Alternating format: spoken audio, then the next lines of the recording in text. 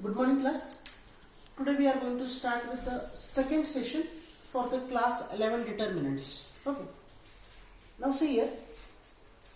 यहाँ पर आज हम देखने वाले how to calculate the area of triangle and how to cross check whether the points are collinear or not. Okay. तो सबसे पहले हमारे पास है area of triangle. अब एक बात समझने की कोशिश करिए यहाँ पर कि area of triangle. Okay. Area of triangle how to calculate. अब जूनियर क्लासेस में हमने सीखा है कि एरिया ऑफ ट्राइंगल कैलकुलेट हम इस फॉर्मूला से कर सकते हैं, half into base into height. ये हमारा एरिया ऑफ ट्राइंगल का फॉर्मूला है. एरिया ऑफ ट्राइंगल का फॉर्मूला क्या है? Half into base into height. ये हमारा एरिया ऑफ ट्राइंगल का फॉर्मूला है. Is it clear? अब इसके सहारे हम जूनियर क्लासेस में हमने बहुत से बार एरिया ऑफ ट्राइंगल कैलकुलेट किया है, लेकिन इस साल हम एरिया ऑफ कैलकुलेट अगर करना है मुझे, तो अगर मुझे वर्टेक्स दिए है, ओके, अब पॉइंट पी है, सपोज पॉइंट पी है, उसके वर्टेक्स है 2,-6, ये कोऑर्डिनेट्स है. क्यू के कोऑर्डिनेट्स है 5,4 और आर के कोऑर्डिनेट्स है -2,4. ओके, ये तीनों कोऑर्डिनेट्स है. और सपोज पॉइंट ए के कोऑर्डिनेट्स है 2,3, बी के है -1,2, सी के है 5,8. ओके, 5,8. अगर ये कोऑर्डिनेट्स गिवन है और मुझे अगर एरिया ऑफ ट्राइंगल कैलकुलेट करना है तो कैसे कैलकुलेट करेंगे? ओके, तो यहां पर पहली केस में सबसे पहले देखिए, अगर मुझे एरिया ऑफ ट्राइंगल कैलकुलेट करना है तो उसके लिए मेरे पास इस तरह से मैं हाफ इंटू, अब पहले मैं डिटर्मिनेंट मेंशन करूंगा. अब ये जो रहेंगे 2,-6, इसको मैं बोलूंगा x1 y1, इसे मैं बोलूंगा x2 y2, इसे मैं बोलूंगा x3y3. ठीक है, तो मैं इसके यहां पर रिप्रेजेंट करूंगा. यहां पर रहेगा x1 y1, sorry x1 x2 x3, यहां पर रहेगा y1 y2 y3, यहां पर रहेगा z1 z2 z3. Okay, x1 x2 x3 y1 y2 y3 z1 z2 z3, इस तरह से. अब यहां पर तो आप देखोगे कि Z1 के कॉलम पूरा एम्प्टी है, तो वहां पर क्या लिखा जाएगा? तो वहां पर लिखा जाएगा 1 1 1. ये आपका Z1 होगा, ये Z2 होगा, ये Z3 होगा. ठीक है, यहां पर हम लिखेंगे half into x1, that is nothing but 2, then sorry ये रहेगा आपका 2, देन 5, देन हमारे पास होगा -2, फिर y1 आपके पास होगा -6, फिर y2 होगा आपके पास 4, फिर y3 जो रहेगा आपके पास वो होगा 4. ठीक है, फिर z1 आपके पास 1 रहेगा. ठीक है, अब देखिए इसको फर्दर हम सिंप्लीफाई करेंगे. कैसे सिंप्लीफाई करेंगे? मैं यहां पर लिखता हूं हाफ इंटू, अब 2 लेना है. ओके, 2 लेंगे हम यहां पर, और 2 के नीचे वाले दोनों नंबर्स को स्किप करना है. 4 इंटू 1 दैट इज 4, 4 इंटू 1 -4. ठीक है, फिर उसके बाद देखिए आपके पास क्या है, -6 है, तो माइनस माइनस विल बिकम +6. अब इसके नीचे वाले दोनों नंबर्स को स्किप करना है. 5 1 जा 5 रहेगा, -2 इंटू 1 -2 बनेगा, और ये +2 बन जाएगा. ओके, फिर देखिए आपके पास 1 है, 1 के नीचे वाले दोनों के नंबर्स को स्किप करना है. यहां पर आपके पास +1 आएगा, फिर 1 के नीचे वाले दोनों नंबर्स को स्किप करना पड़ेगा. 5 4 जा 20 आएगा आपके पास, और -2 इंटू 4 ये -8 +8 बन जाएगा. ठीक है, ब्रैकेट क्लोज. यहां पर बनेगा हाफ इंटू, ये 2 बनेगा, 4 - 4 ये आपके पास 0 आएगा, ये +6 है, 5 + 2 7 आएगा, ये आपके पास 1 है, 20 + 8 28 आएगा. हाफ इंटू, ये 2 इंटू 0 0 आएगा, 6 7 जा 42 बनेगा, 1 28 जा 28 बनेगा. फिर आपके पास हाफ इंटू, ये बनेगा आपके पास 70. सो एरिया आपके पास 35 स्क्वायर यूनिट्स आएगा. ओके, इस तरह से आपको इसको सॉल्व करना है. कैसे किया हमने? सबसे पहले हमारे पास पॉइंट गिवन थे, P 2,-6, Q 5,4 और R गिवन था -2,4 और हमें बोला गया था कि find the area of a triangle. तो सबसे पहले हमने लिखा x1, x2, x3, फिर हमने लिखा y1, y2, y3। फिर हमारे पास जो थर्ड कॉलम था वो z1, z2, z3 वो मिसिंग था, वो पूरा का पूरा मिसिंग था। तो वहां पर ये आपने ये x1, x2, x3, y1, y2, y3, z1, z2, z3 इस तरह से आपने पूरा डिटर्मिनेंट लिख दिया।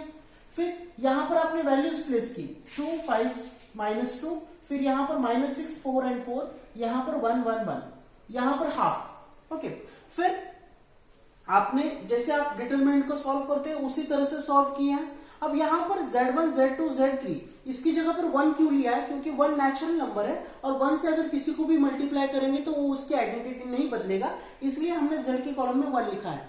अगर किसी को कोई डाउट हो सकता है कि 0 क्यों नहीं लिखा, तो 0 अगर इसलिए नहीं लिखा क्योंकि अगर 0 से किसी को मल्टीप्लाई कर लेते तो वो पूरे टर्म को 0 बना देता, इसलिए हमने 0 नहीं लिखा, क्योंकि मल्टीप्लिकेटिव आइडेंटिटी जो है वो 1 है। तो इसलिए हमने यहां पर इस z1, z2, z3 के कॉलम में 1 लिखा है। ओके, तो इस तरह से हम एरिया ऑफ ट्रायंगल कैलकुलेट करते हैं। ओके, अब हम देखेंगे कि पॉइंट्स कोलिनियर है या नहीं। How to check whether the points are collinear और नॉट, यानी यहां पर ये पॉइंट ए है, पॉइंट बी है, पॉइंट सी है और हमें क्रॉस चेक करना है कि ये तीनों पॉइंट्स कोलिनियर है या नहीं। तो हम कैसे क्रॉस चेक करेंगे? देखिए, सबसे पहले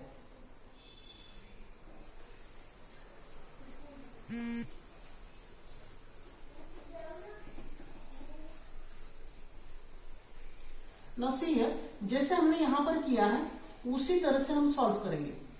इन the same manner we are going to solve.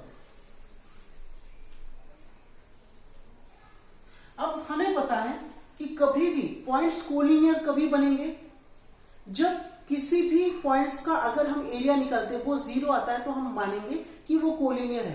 क्योंकि कोलिनियर पॉइंट्स क्या होते हैं कि points which lie on the same line. Suppose ये पॉइंट ए है, पॉइंट बी है, पॉइंट सी है, अगर ये एक लाइन सेगमेंट पे लाई करते हैं तो हम इनको कोलिनियर बोलेंगे। और अगर पॉइंट ए यहां पर है, बी यहां पर है और सी यहां पर है तो हम बोलेंगे दे आर नॉन कोलिनियर, क्योंकि ये पॉइंट्स अलग अलग जगह पर है। अब हमें पता नहीं कि whether they are on the straight line और नॉट, हमें पता नहीं है कैसे है। तो हम क्या करेंगे, एरिया ऑफ ट्रायंगल का कंसेप्ट यूज करेंगे, जो हमने इस क्वेश्चन में किया था वही कंसेप्ट यूज करेंगे। अगर एरिया ऑफ ट्रायंगल अगर 0 आता है तो हम बोलेंगे कि यस पॉइंट्स आर कोलिनियर, क्योंकि किसी भी ट्रायंगल का एरिया 0 तभी आएगा जब वो ट्रायंगल ही फॉर्म नहीं होगा और कोलिनियर पॉइंट्स के साथ ट्रायंगल बन ही नहीं सकता। इसीलिए हम एरिया ऑफ ट्रायंगल का कंसेप्ट यूज करेंगे।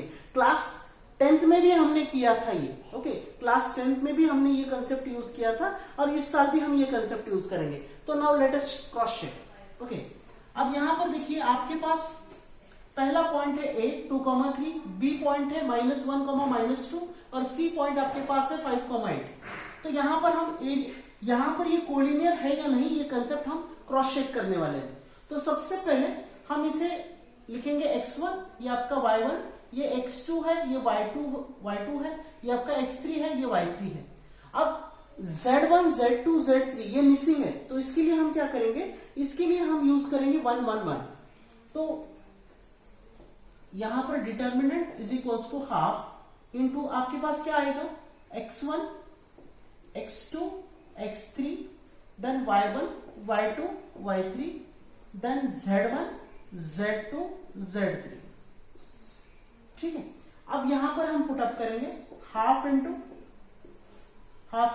x1 क्या है आपके पास 2 है, x2 कितना है आपके पास -1 है, x3 कितना है आपके पास 5 है, फिर y1 कितना है आपके पास 3 है, फिर y2 कितना है आपके पास -2 है और फिर y3 ये रहेगा आपके पास 8, फिर z1 कितना है आपके पास 1, z2 1, z3 1। अब यहां पर हम इसको सॉल्व करेंगे। कैसे सॉल्व करेंगे, हाफ इंटू, अब देखिए 2 लेंगे सबसे पहले 2 लेंगे, -2 इंटू 1, देन इसके 2 के नीचे वाले दोनों नंबर्स को स्किप करना है। देखिए हमने 2 लिया है, शुरुआत में हमने 2 लिया है, तो 2 के नीचे वाले -1 और 5 को स्किप करना है। हम ये नंबर्स लेंगे -2 इंटू 1 और फिर 8 इंटू 1 -8 हो जाएगा, -8।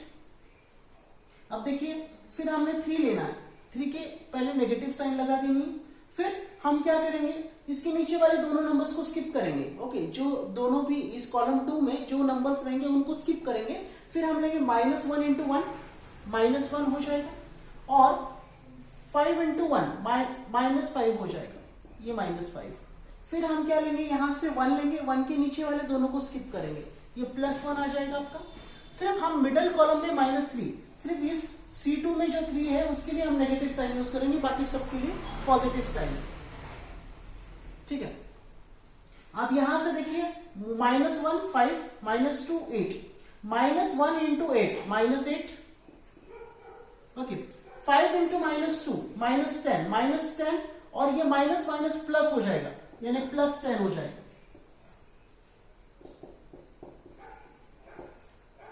-2 इंटू 1 -2, ये -8 हो जाएगा। फिर -3, -1 इंटू -5 -6 हो जाएगा, यह +1, ये 2 बनेगा। हाफ इंटू 2 इंटू माइनस, ये -10 हो जाएगा। -3 इंटू -6, ये +18 हो जाएगा, और ये 2 1 जा 2 हो जाएगा। अब इसको फर्दर सॉल्व करेंगे, हाफ इंटू, ये बनेगा आपके पास -20, ये बनेगा आपके पास +20, ये -20 +20 0 बनेगा, एंड 0 इंटू हाफ, ये आपके पास पूरा इक्वल्स टू 0 आएगा, क्योंकि ये कैंसिल हो जाएंगे, यहां पर 0 बचेगा। Half into 0 will become 0।